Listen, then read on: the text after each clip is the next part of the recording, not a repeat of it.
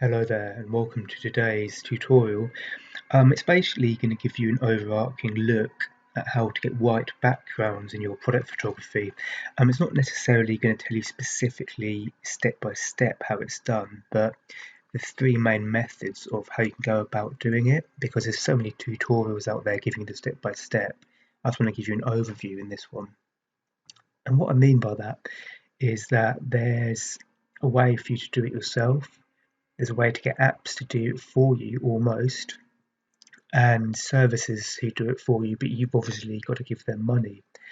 This is part 3 in my series, so I've linked all the parts below, or will at some point if you're watching this now, and let's get into it. So when editing yourself, you can obviously, if you've got a Windows platform, you can go into the Paint app, click on the paint bucket, click on the background, and you get a white background. Job done. But that only really works if the outline of the product is really clear and you've taken the photo on a clean background without many bits and pieces in there. Otherwise, this can, it just doesn't work basically. You can also get more advanced in apps like Photoshop and all these other advanced sort of platforms where you can do color replace, adjust the levels, but this takes quite a lot of work. It's the same with the mobile editing, the built-in apps there. But moving on to the actual apps you can download. So as I said, you've got the built-in ones. You can download Lightroom CC, and you can do color replace in there. But what I want to cover here is the 2 apps you can download that basically do this for you, and they're basically free to use as well. The first one is called Product Camera from Camera 5. You take the photo within the app itself, and as you're taking the photo, it shows you exactly the part of the photo that's going to turn white. So it focuses on the product and turns the rest of the background white automatically. Now, this doesn't work all the time, because if you're not doing it on a clear white background, and as I say, if the edges of the actual product itself aren't clearly defined, it can the background can mold into the edges of the actual product.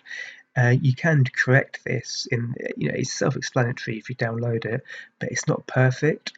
The next one, Store Camera, just put that in the search bar in your app, whichever thing you use, Google Store or the iCloud, and this one does the same thing, but I find it works slightly better, and you can also actually connect it up to an e-commerce store, so you can directly upload it from there, and say that's free as well. So check those 2 out, see what you think for yourself. And the same, using the mobile app, one of these ones, once you get used to it, is a lot easier and quicker than using one of these things like Photoshop and editing it yourself.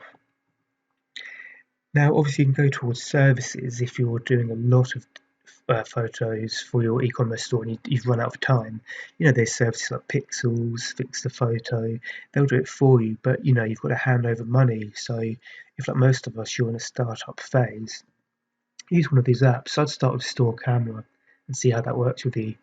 So yeah, that's the 3 main methods: doing it yourself, using an app, or paying for a service.